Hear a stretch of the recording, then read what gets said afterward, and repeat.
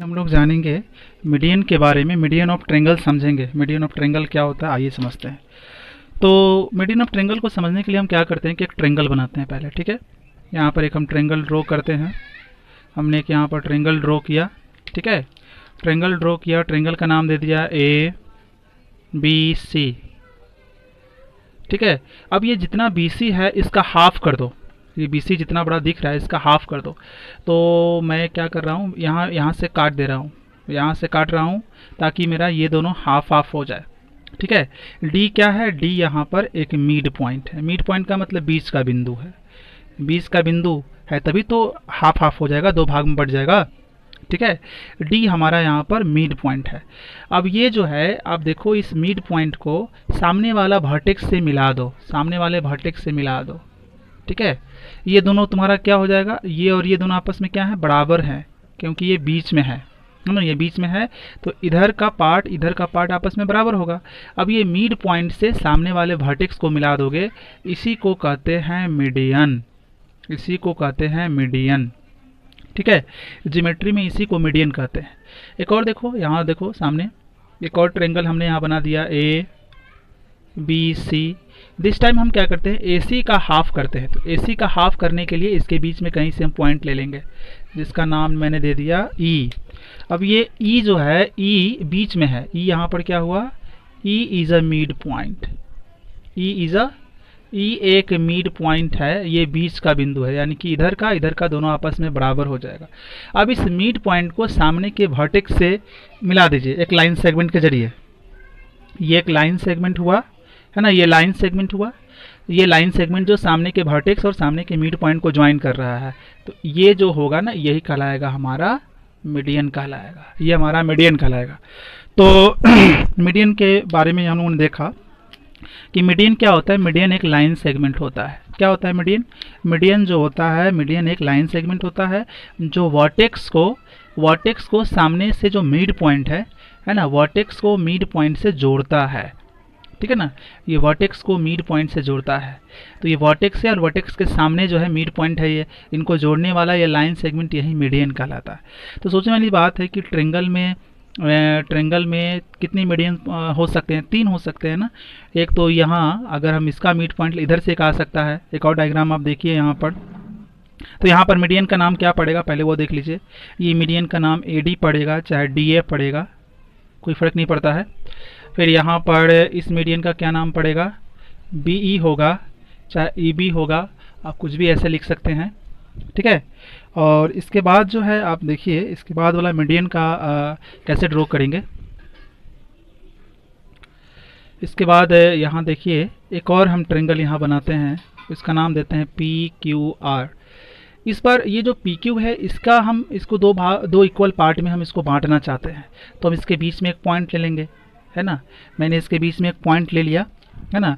S यहाँ क्या हुआ, एस एक मिड पॉइंट हुआ, एस यहाँ एक मिड पॉइंट हो गया, एस एक बीच का पॉइंट हो गया, जिससे कि ये वाला और ये वाला आपस में सेम हो जाएगा अब, ठीक है। अब ये मिड पॉइंट को सामने के वर्टेक्स से ज्वाइन करा देंगे, तो ये हमारा कहलाएगा मीडियन, मीडियन। अब हम सभी मीडियन को एक ही ट्रायंगल में दिखा रहे हैं, ठीक है। सभी मीडियन को एक ही ट्रायंगल में दिखा रहे हैं। इसका मिड पॉइंट मैंने यहाँ ले लिया डी, जिससे ये दोनों आपस में सेम हो गया, तो एक मीडियन हो गया आपका ये, ठीक है।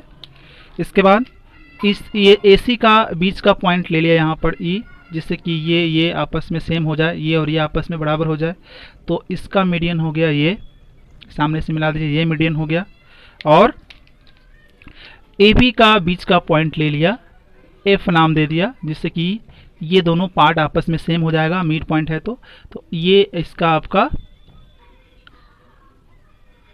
ये उसका मिड पॉइंट हो गया। आप देखो तीनों मिड पॉइंट एक पॉइंट से गुजर रहे हैं।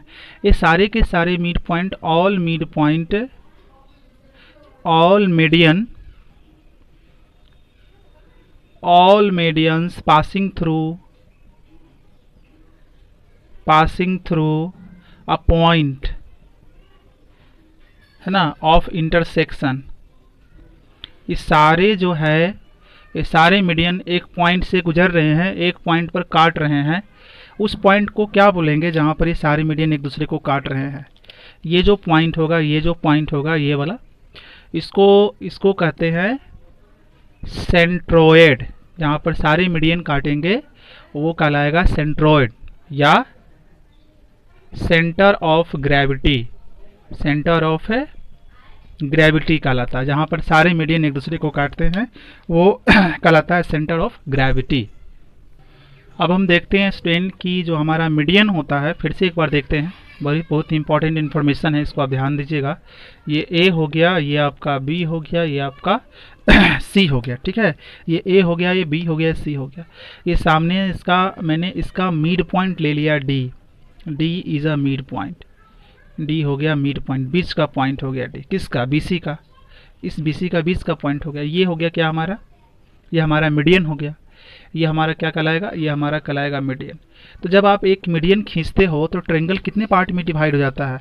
जब हम एक मीडियन खींचते हैं तो ट्रायंगल दो पार्ट में डिवाइड होता है। एक इधर का हिस्सा रह जाता है, एक इधर का हिस्सा होता है।